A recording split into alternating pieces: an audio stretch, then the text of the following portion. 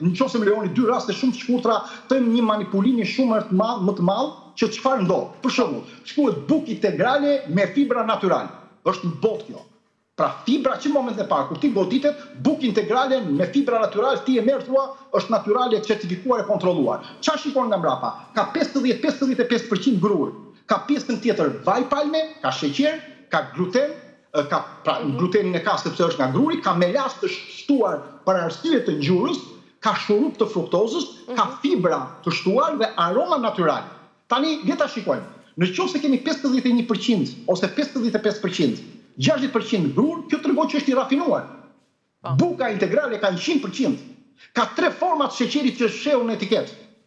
Pra kemi sheqerin e thjeshtë që është bërë, është melasta dhe shurupi i glukozës dhe i fruktozës. Të shpërndara të 3 në listë dhe ti nuk e kupton se çfarë janë.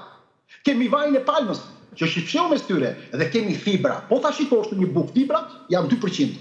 Fibra do të jenë mbi 7% në një bukë, jo 2%. Pra nga kjo 2% ne krijojmë mashtrime. Pra kjo është thjesht për kare që të mashtrohet konsumatori.